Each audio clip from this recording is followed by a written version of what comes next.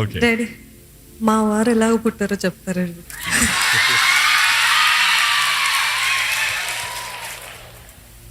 మీ వారు పుడతారని మేము expect చేయలేదమ్మా.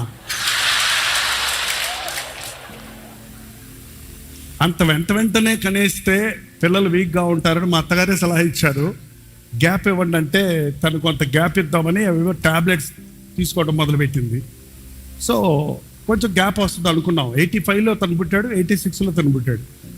So మాకు తెలియలేదు అంటిల్ షీ వాజ్ ప్రెగ్నెంట్. చెకప్కి వెళ్తే ఆల్రెడీ షీ వాజ్ ప్రెగ్నెంట్ అని తెలిసింది. మా ఇంట్లో చాలా అలాంటి సాక్ష్యాలు ఉన్నాయి. జో కూడా 3వ బిడ్డ వద్దనుకున్నాడు. వాళ్ళు టెక్స్ట్కి వెళ్తే ఆటోమేటిక్గా 3వ బిడ్డ రెడీ అన్నాడు.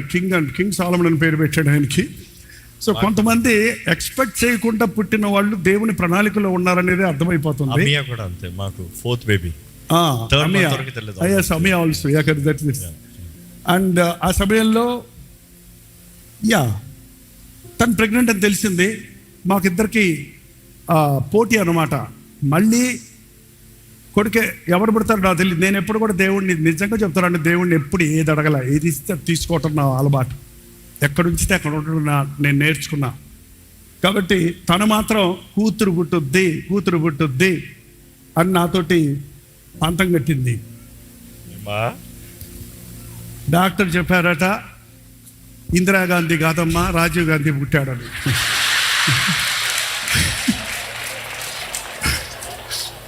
అలా పుట్టాడు. సెప్టెంబర్, నేను తలంటి వచ్చింది, ఆగస్ట్ 1 86 ఆగస్ట్ 1 రాజ్ ప్రకాష్ పుట్టాడు. కాంట్రసెప్షన్ పిల్స్ తీసుకున్నారని చెప్పారు.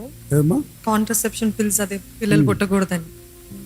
మామూలుగా అయితే వికలాంగులుగా అదే మాకు భయం వేసిన తర్వాత, అంటే అబ్రిప్ట్గా టాబ్లెట్స్ ఆగిపోయినాయి కాబట్టి పుట్టేవాడు కుంటోడుగా పడతాడో, గుడ్డోడుగా పడతాడో, లేకపోతే మెంటల్ రిటాలియేట్గా పడతాడో అని చాలా భయం వేసింది. కానీ అంతేకాదు, పుట్టినప్పుడు అదిగో చాలా బుడ్డోడుగా ఉండేవాడు. ఆయన 6 feet 2 అవుతాడని ఎవరు అనుకోవాలా. వీళ్ళిద్దరికంటే చాలా పొట్టిగా ఉండేవాడు. వీళ్ళిద్దరూ చాలా పొడుగ్గా ఉండేవాళ్ళు. 10th వచ్చే వరకు పొట్టిగానే ఉండేవాడు. సడన్గా దేవుడు కృప తన పట్ల ఉన్న తలంపులు నేర్పి ఇద్దరి మధ్యలో చూడండి ఎంత పట్టుకున్నాడో. ఇప్పుడు ఇద్దరికంటే పొడుగైపోయాడు. అక్కడ ఇంచుమించు జో రాజ్ ఒకటే హైట్ అనుకుంటా, మైకిల్ నేను ఒకటే హైట్.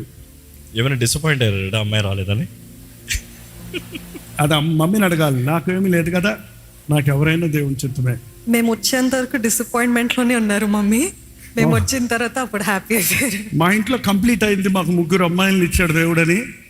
దేవుడిచ్చిన అమ్మాయిలు మా కోడళ్ళు కాదు. మా కోడళ్ళు వచ్చిన తర్వాత నిజంగా నాకు ఆ కూతురు లేని లోటు తీరిపోయిందండి. నిజంగా ఈ రోజున నా కుమారులతో కంటే వీళ్ళతోటే ఎక్కువ సన్నిహితంగా ఉంటాను, ఫ్రీగా ఉంటాను. వాళ్ళు కూడా నాతోటి డాడీ అనే పిలుస్తారు, చాలా ఫ్రీగా ఉంటారు, నాకు మంచి నన్ను ప్రేమిస్తారు, నాకు కావాల్సింది సిద్ధపరుస్తారు. నేను కూడా అలాగే నా సొంత కూతురులాగానే నా కొడుకులకి ఏమన్నా కొంటే నా కోడళ్ళకి కూడా కొంటాను. నేను కొంటామనేది నా పద్ధతి. కొంటే కోడలకే కొంటారు, కొడుకులకి కొంటారు. కరెక్ట్ కదా? మా అన్న కూడా అగ్రీ. ఎక్కడికి వెళ్ళి వచ్చినా కూడా ఎప్పుడు అమ్మాయిలకే తెస్తారు, మాకు తారా అంటాం. Very good. Okay, next. ఇంకోటి ఏంటంటే, నాకు దేవుడు కూతుర్లు ఇవ్వలేదు అంటానికి ఇప్పుడు నాకు 6 గ్రాండ్ చిల్డ్రన్ ఇచ్చారు. డబుల్ గ్రాండ్ డాటర్స్ ఇచ్చారు.